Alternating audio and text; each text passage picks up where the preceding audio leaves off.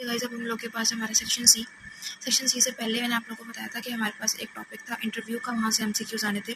तो बेसिकली आपने ना इंटरव्यू से ना सिर्फ दो ही चीज़ें करनी है, उसकी टाइप्स करनी है और एक उसकी स्किल्स करनी है। ये थोड़ा सा मेरा इंक फैल गई है, बस टाइप्स करनी है और स्किल्स करनी है इंटरव्यू वाले टॉपिक में से। अब सेक्शन सी मार्क करते हैं।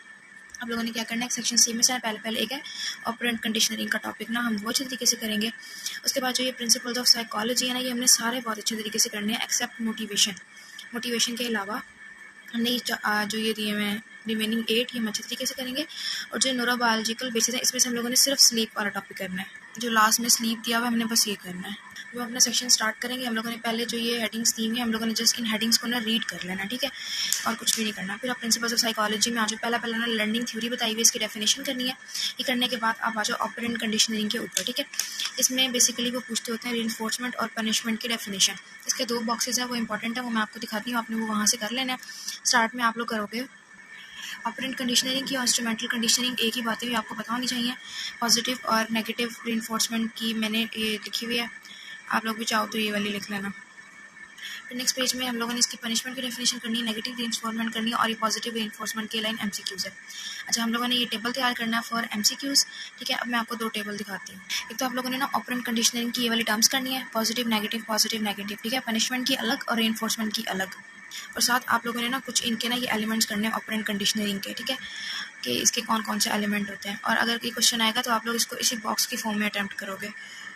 ये करने के बाद हम आ जाते हैं अपनी क्लासिकल कंडीशनिंग पे, ठीक है, इसकी डेफिनेशन करनी है। अब ये सारा एमसीक्यूज के लिए इंपॉर्टेंट है कि न्यूट्रल स्टिमुलस और कंडीशनल स्टिमुलस, ये जो फ्रेंड्स के एमसीक्यूज प्रैक्टिस करोगे ना तो अंदाज़ा होगा कि कैसे आते हैं। अनकंडीशनल रिस्पॉन्स, इनकी डेफिनेशन भी पूछ लेते हैं कभी कभी। फिर अपने डिफरेंस करना है, difference between classical and operant conditioning, ठीक है। ये मैंने साइड पर न्यूट्रल स्टिमुलस, अनकंडीशनल स्टिमुलस और कंडीशनल स्टिमुलस की डेफिनेशंस भी लिखी हुई छोटी छोटी, तो आप लोग ये भी कर सकते हो। फिर नेक्स्ट पेज में एक्सटेंशन, ये इसको ये एमसीक्यूज में पूछते हैं, ठीक है। रेस्ट आप लोगों ने बस एक दफ़ा रीड कर लेना।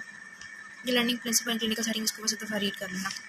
फिर नेक्स्ट आ जाओ, ये जो हमारे पास है ट्रीटमेंट ऑफ फोबियाज, ये हमारे पास जो सिस्टमिक डिसेंसिटाइजेशन है इसका सिनेरियो आता है और ये एसईक्यू है। बाकी इसको आप लोग एक दफ़ा पढ़ लेना।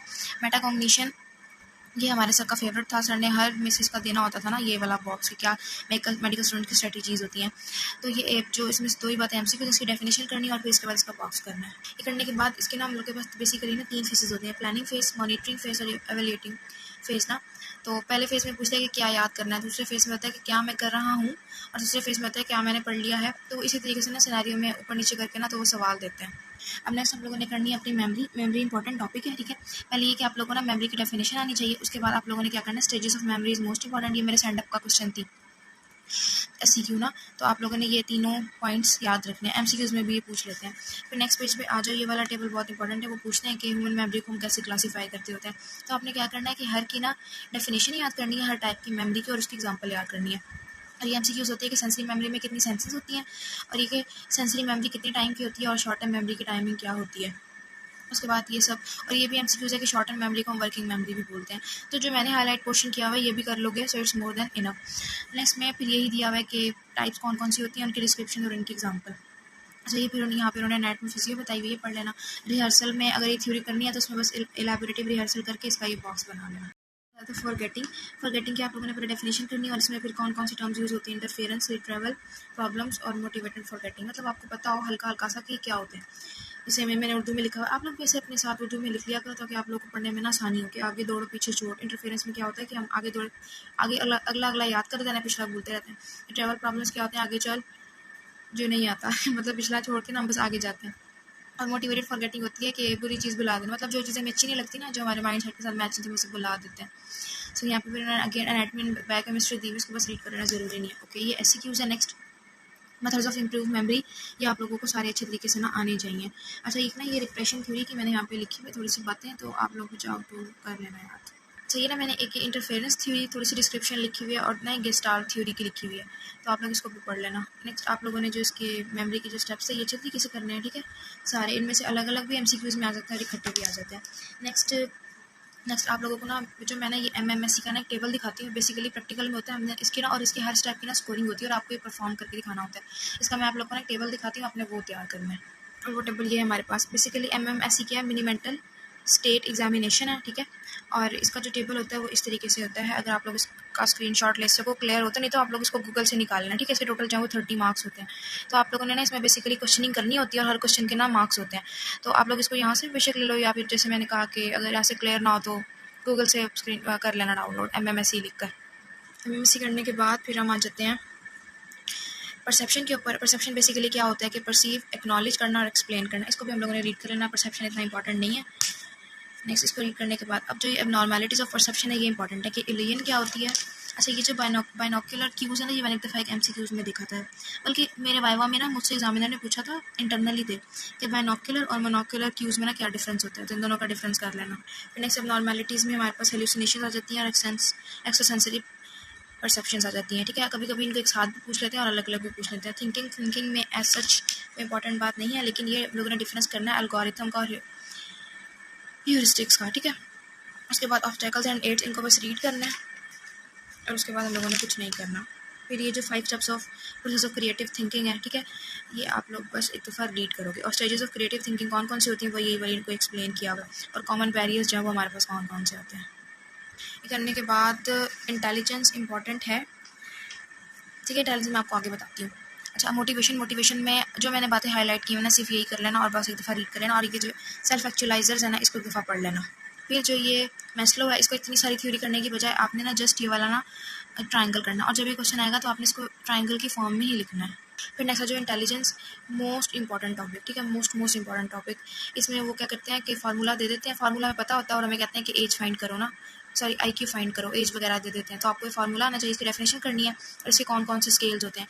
अब आप लोग ये देख लेना कि स्केल, ये जो ये वेस्टर स्केल है, ये किसके लिए यूज़ होता है, मतलब बच्चों में कौन सा स्केल यूज़ होता है, बड़ों के लिए कौन सा स्केल होता है, ये MCQ आता है। 7 सिंड्रोम होता है, इसको पढ़ लेना। उसके बाद इमोशनल इंटेलिजेंस के 4 पॉइंट MCQ में आते हैं। फिर MCQs आते हैं कि कंपोनेंट्स कौन कौन से होते हैं मैनेजिंग करने। अच्छा, एक ये देखिए मैंने डिग्री ऑफ रिटार्डेशन और IQ रेंज माइल्ड में कितनी होती है। और फिर नेक्स्ट IQ और EQ का डिफरेंस आता है, ठीक है, SEQ में। और इमोशनल इंटेलिजेंस में आप लोगों ने पहले इसकी डेफिनेशन करनी है कि इमोशनल इंटेलिजेंस होती है। उसके बाद आप लोगों ने ये वाला SEQ तैयार करना है, हाउ टू इम्प्रूव ये इमोशनल इंटेलिजेंस। ये मेरे स्टैंड अप का क्वेश्चन आई हुई थी। उसके बाद personality development is most important, और ये प्रॉफ में आया हुआ था, ठीक है। इसका एक पॉइंट आपने इसकी पेजेट्स की अलग करनी है, फ्रॉड्स की अलग करनी है, और तीसरी एरिक्सन की अलग करनी है। और ये सीधा सीधा सवाल नहीं आता, सिनेरियो बना के सवाल देते हैं, ठीक है। ठीक है, इस एज में आप बताओ कि कौन सी स्टेज होगी। हमारा था जो फ्रॉड्स थ्योरी का था और NL स्टेज का था, और उन्होंने ये स्टोरी डाली हुई थी। और 3 ईयर्स जो था उसमें कॉमन था, फिर हमने 3 ईयर्स अंदाज़ा लगाया था कि NL स्टेज है। एरिक्सन भी आप लोगों ने सारी करनी है, और एरिक्सन का आप लोगों ने ये ज़रूर करना है कि कौन कौन से होते हैं, किस स्टेज में क्या हो रहा होता है। नेक्स्ट ये टेबल रीड कर लेना। और determinants of personality as such कुछ भी नहीं, हाँ टाइप A और टाइप E पर्सनालिटीज़ आप लोग को पता होना चाहिए, इसका डिफरेंस आना चाहिए। उसके बाद ना डायरेक्ट आ जाओ पेज 118 पर स्लीप इंपॉर्टेंट है और हमने ये सारा करना है। स्लीप का ना मैं आप लोगों को दिखाती हूँ, आप लोगों ने ना वो करना है। अब stages of sleep 1, sleep 2, sleep 3, इसका MCQs क्या आता है कि कौन सी वेव्स होती हैं, कितने % जो रैम होता है, नॉन रैम होता है, ये, और स्लीप डिसऑर्डर्स कौन कौन से होते हैं। ये वाला टेबल बहुत ज़्यादा इंपॉर्टेंट है, यहाँ से बहुत सारे MCQs बनते हैं।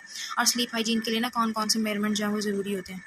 और स्लीप इंडक्शन हम लोग एक पेशेंट के अंदर किस तरीके से करा सकते हैं। कॉपिंग विद इंसोम्निया, इसको रीड कर लेना और ये हमारा हो जाता है ख़त्म। सेक्शन C, इसके लास्ट वाले MCQs जो हैं वो दफ़ा प्रैक्टिस कर लेना। और जो ये इफेक्ट्स ऑफ स्लीप डेप्रिवेशन, ये इफेक्ट्स लाजमी करना, ठीक है, वो कभी भी SEQ में पूछ सकते हैं। और स्लीप डिसऑर्डर्स में ये बेसिकली के हमें पता हो कि सर्केडियन रिदम, एक बंदे का नॉर्मल सर्केडियन रिदम जो है वो क्या है, जब ये ऑल्टरनेट होता है तो फिर पेशेंट को स्लीप डिसऑर्डर्स होते हैं। इसमें इंटेलिजेंस इंपॉर्टेंट है। देखो इंटेलिजेंस में से हमारे पास ये सवाल आए हुए हैं लास्ट ईयर्स में से, और ये वाले सवाल आए हुए हैं कि इमोशनल इंटेलिजेंस क्या होती है और किसको कर सकते हैं। पर्सनैलिटी डेवलपमेंट में इस तरीके से सवाल आते हैं। देखो उसने स्टोरी डाली हुई है, मैंने 6 ईयर्स को पढ़ लेना।